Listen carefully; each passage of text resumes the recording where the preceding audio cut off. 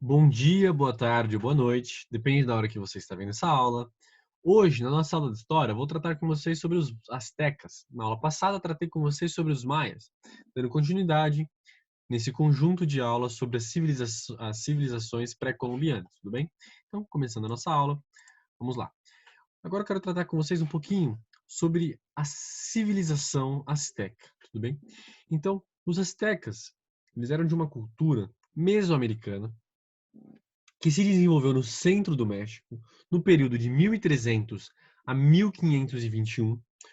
Os povos astecas incluíam diferentes grupos, né, do México Central, tudo bem?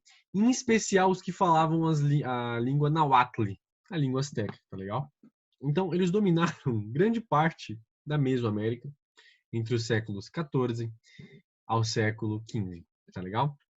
Comentei com vocês na aula passada o que era essa questão da Mesoamérica, tudo bem? O que era essa região mesoamericana, tá legal? Então trouxe nessa aula para vocês a definição, para ficar um pouco mais claro. Acho que na outra aula talvez tenha ficado alguma confusão e etc. Então aqui eu trouxe a definição ali para vocês do dicionário, tudo bem? Então é o termo, né, com que se denomina a região do continente americano que inclui aproximadamente o sul do México e os territórios da Guatemala, El Salvador, Belize, e bem como as porções ocidentais da Nicarágua, Honduras e Costa Rica. Tá legal? Coloquei aqui para vocês na imagem todo o território asteca, toda a extensão do território asteca. E aqui, ao lado esquerda, a capital, Tenochtitlan. Tudo bem? Vou comentar um pouquinho mais à frente toda essa questão da capital, tá legal? Agora, eu acho que nada melhor, né, ninguém melhor, na verdade, para explicar para vocês sobre os astecas do que o Chaves. Então, vamos ver a explicação do Chaves sobre uma certa questão bem específica ali dos astecas, uma certa lenda. Depois eu explico para vocês um pouquinho melhor. Vamos lá. Pois é, então os astecas vieram caminhando,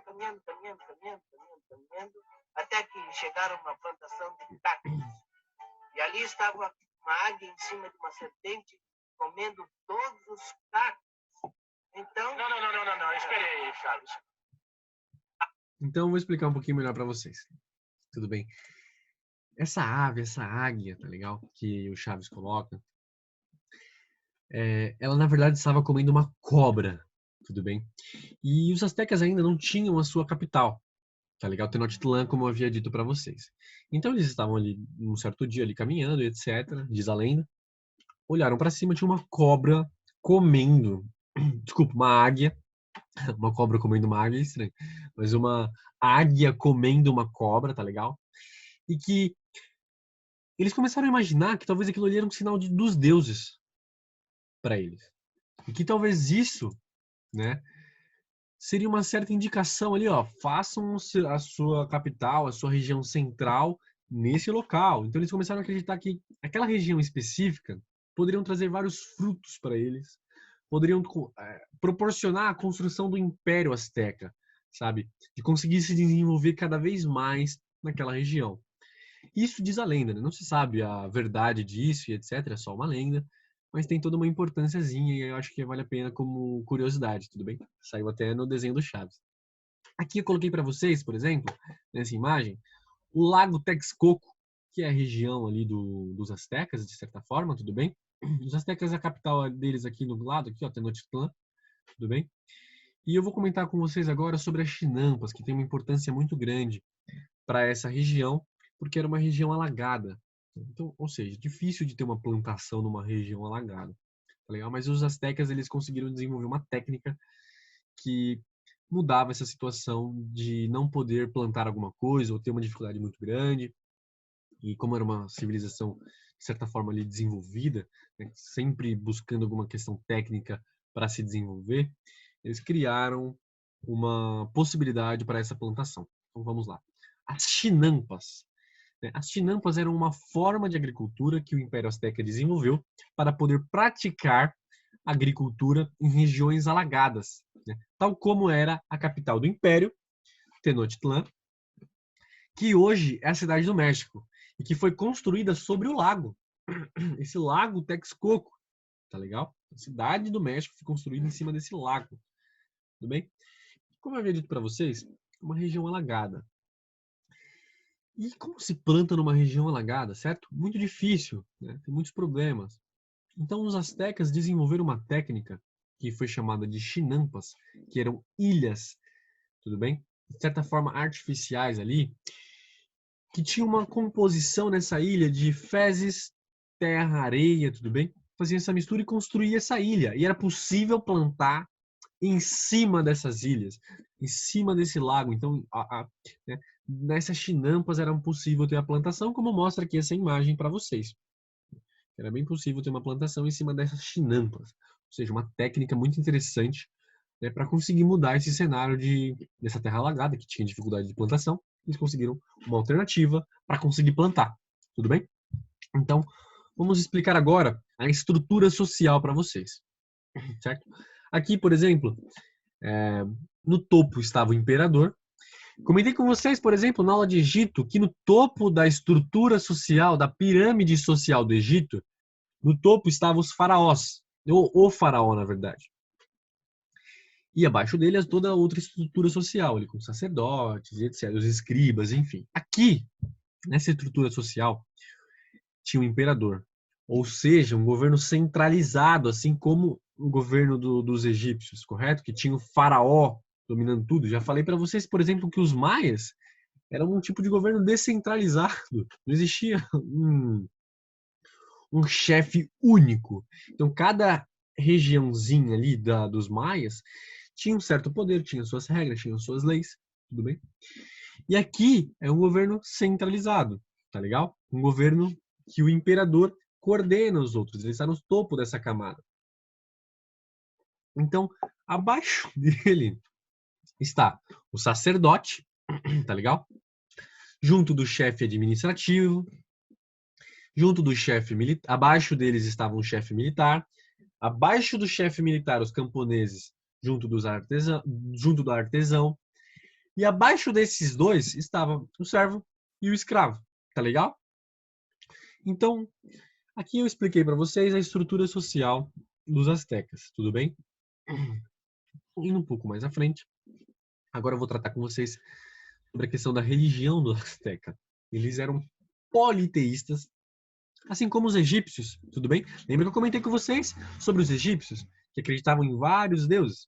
Que é a mesma coisa, eles acreditavam em vários deuses. Esse conceito é importante vocês terem em mente. Como o nosso curso tem a intenção de reforçar, então muitas coisas aqui, as escolas vão acabar deixando de trabalhar com vocês, só que são coisas importantes de se ter conhecimento, tudo bem? Então acho que vale a pena estar anotando essa questão de politeísta, o que significa essa palavra, o que significa uma civilização politeísta, né? Comentei com vocês, expliquei na aula de Egito todo esse ponto. Politeísta, então, acredita em vários deuses, não em um único deus, tá legal? O idioma dos astecas, Nahuatl, comentei com vocês no início da aula. Uma curiosidade que vale a pena pontuar é o calendário asteca, ele tem 18 meses, 20 dias cada mês, ou seja, bem diferente do nosso, né?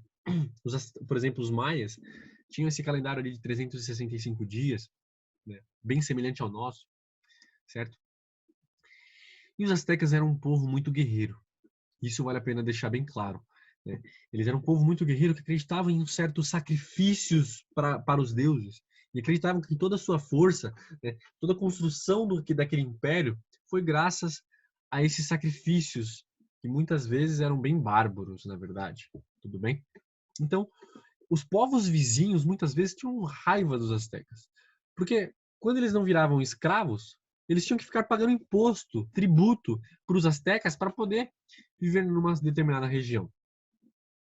Então, os povos vizinhos, né, dos astecas, eles se unem com Hernán Cortés, um espanhol. Quando chega ali, esse espanhol chega na civilização asteca, chega nesse território da América, de certa forma ali para dominar, né, para desbravar esse território, assim como eles chamavam, né, mas para dominar esse território. Então, os vizinhos se unem com esses espanhóis para vencer os astecas. Por essa raiva de várias batalhas que eles tiveram ali com os astecas e perderam. E não é que os astecas eles gostavam de guerra, não. É que eles eram bons em guerra. Eles eram bons nessas todas essas questões militares, tá legal? Mas não que eles gostavam, para eles era uma questão um pouco mais, muitas vezes, religiosa, alguns sacrifícios. Aqui eu elenquei para vocês alguns deuses, tudo bem? Na imagem à direita. Coloquei também a imagem aqui à esquerda, na parte de baixo, o Hernán Cortés, para ficar um pouquinho mais claro como ele era. E em cima, o calendário maia. O calendário azteca, desculpa. Maia não. Maia foi na aula passada. Então, indo um pouco mais à frente, eu encerro agora a nossa aula, fazendo uma espécie de um resumo para vocês do que foi abordado nessa aula, tá legal? Então, falamos sobre a religião, toda essa questão da religiosidade asteca, que eles eram politeístas, tudo bem? Tinha uma política de governo centralizada, ou seja, tinha um imperador no centro de tudo, que governava toda essa civilização, tá legal?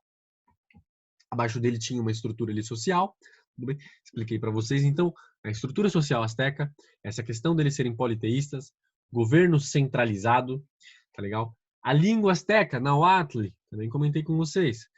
Tem toda aquela questão das chinampas, por eles estarem numa região alagada, de difícil plantação, correto? Por estar numa uma região alagada.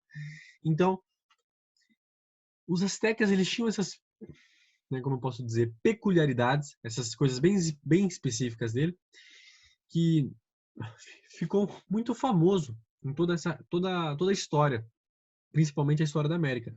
Pode ver que está até no desenho dos Chaves, que coloquei para vocês. Então, a aula de hoje foi basicamente isso. Tá legal? Muito obrigado. Espero que vocês tenham gostado. Qualquer dúvida, por favor, nos mande mensagem. E obrigado.